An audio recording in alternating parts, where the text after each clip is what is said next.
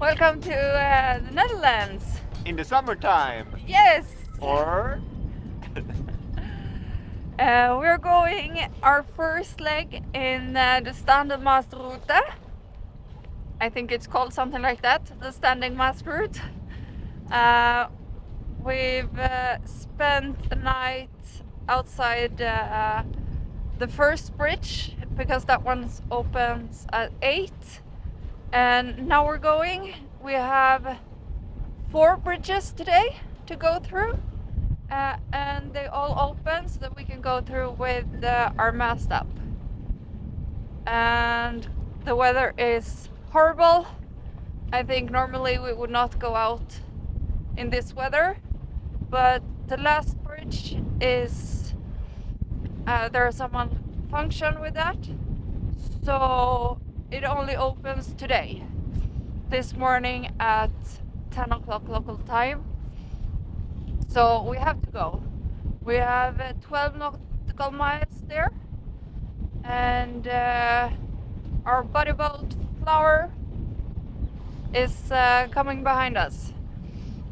So we're doing this 2 boats together, which feels good.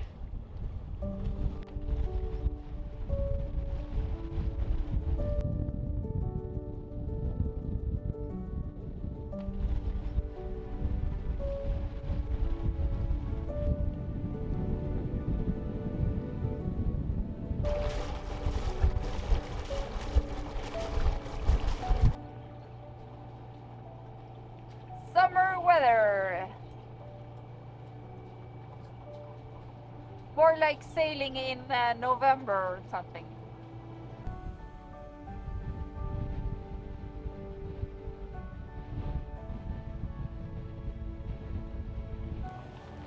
The first bridge we're going to opens for the first time at 6. So that's what we're trying to time, and yeah, it's just ahead of us, so should be fine. We have 10 minutes to go.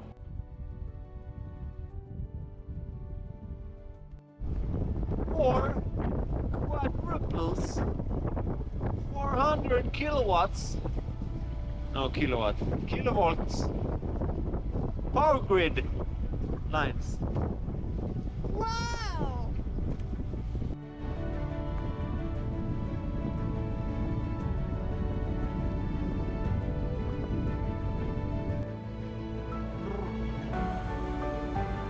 So this is the bridge that we're waiting for.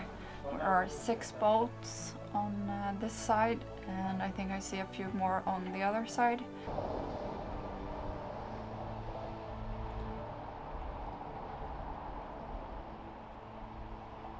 So the reason why we're waiting for this particular bridge is because there's some kind of malfunction. So they only open it once in a while for some special transport. But at that time, it's possible for pleasure crafts to go as well. And we found some information in this app that we're using, the Waterkaart Live. And the app said that you could email the authorities and get permission to go through. So that's what we did, and they said to be here 9:30 and be prepared. They will open the bridge at 10. The latest news was that they will open approximately about 11:30. So yeah, we're just waiting around here, hanging out with the other boats. So there's a boat from the authorities circling here, and has been so for the past 2 hours. And yeah, they stop by with some news now and then. So we'll see.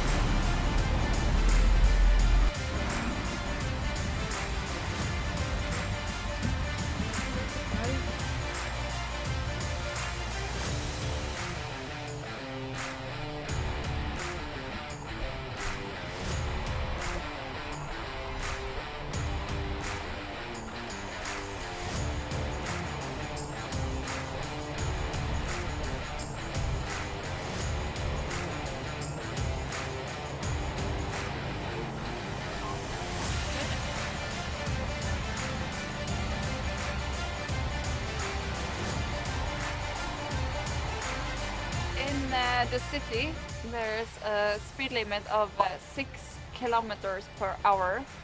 So in the canal they measure distance and speed in kilometers and kilometers per hour and not in knots, which is somewhat confusing.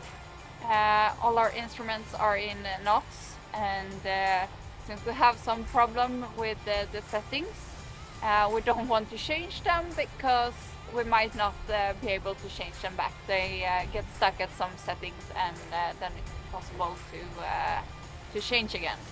But a lot of slow maneuvering practice.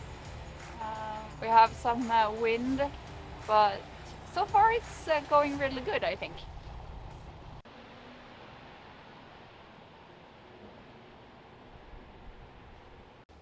I think this is the first time you have to watch so the mast don't hit trees, or a body boat flower just hit one of the trees just a little bit, so it was not that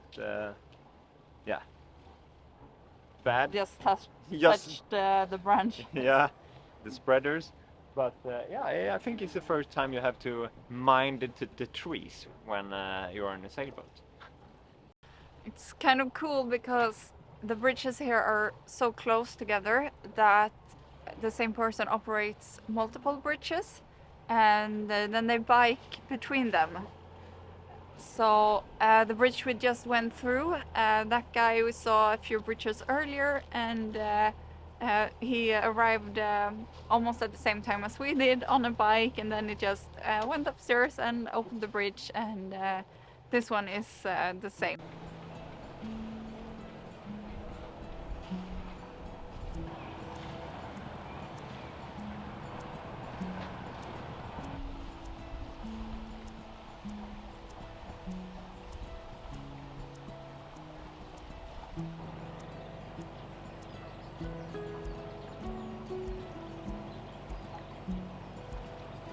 We have just left the city, and now we're sailing among cows and ducks, just beside the fields.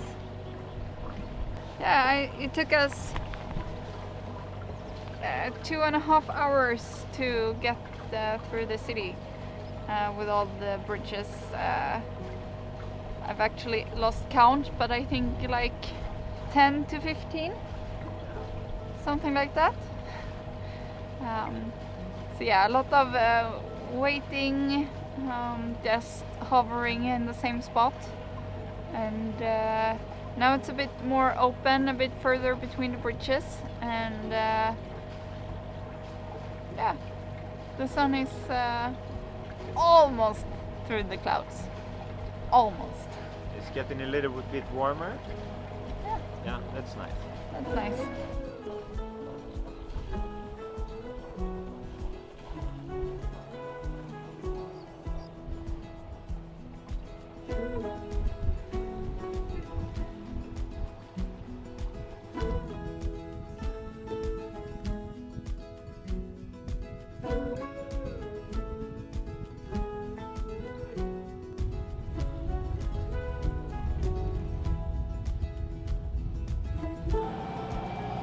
So just got out here on a bit more open water, and the wind really picked up just as we rounded the corner, and now we have 22 knots straight in the nose, straight at the bow.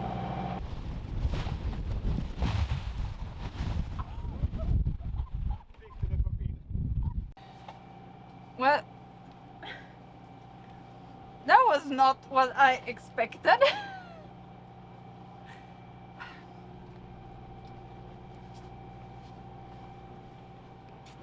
Well,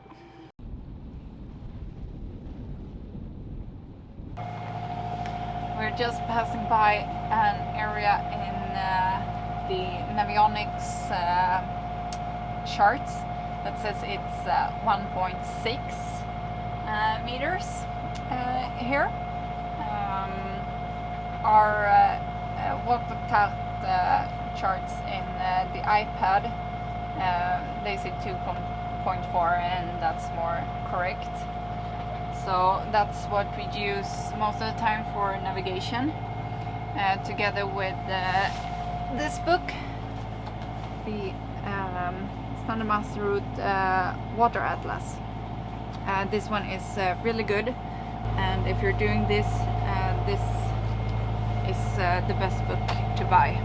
It has some information about the marinas and opening time for the bridges and sluices, and together with the iPad app you have pretty much all the info you need. The app also contains the rules, which is mandatory to have on board. So you can have them either in a paper format in a book or digital. And if you have the app, you have that one too.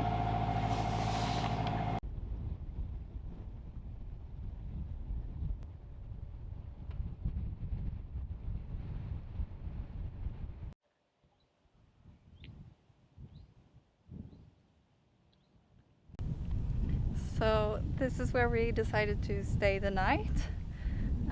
We were really lucky. Dutch couple let us stay on outside of their boat, just alongside the channel here. The depth here is definitely below 2 meters by the dock, so by staying on their outside we're actually at 1.9, which seems fine. At least we're not stuck. So yeah, really nice spot.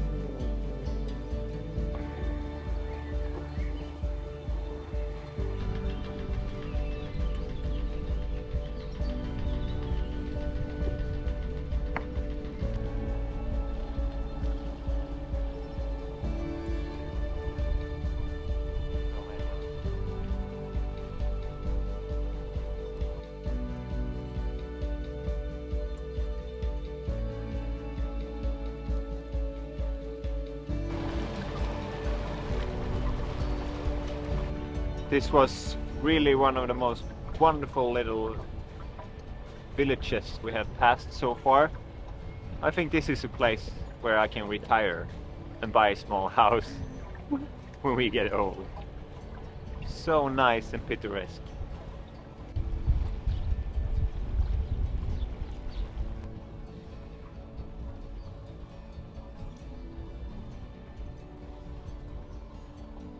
It was really cool that all the houses here had a little dock or even a real mooring spot just along the house. Yeah, and then there are just animals on the other side, like here's cows and there was some donkeys and yeah, cool.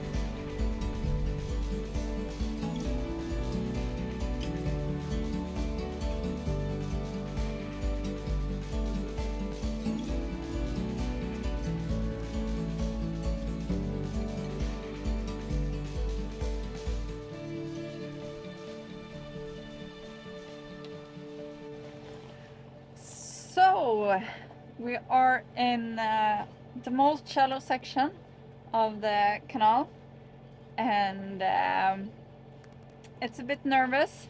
The charts in the atlas says 1.9 meters. The depth in the chart plotter is 1.3, 1.6. How does it feel? I feels a bit nervous, but most of them we have talked with say that 2 meters this year should be okay. It's been a lot of rain and so on, so the level in the canal is good. So so far it's okay, but a bit nervous. And with that, it's time to finish this week's episode, and see you again next week. We'll show you if we made it this way or if we had to go back. And then we set sail to Amsterdam. Really cool. Please give this video a thumbs up if you liked it, and please hit the subscribe button and notification bell to don't miss the next leg in this adventure. Till then, bye! Bye!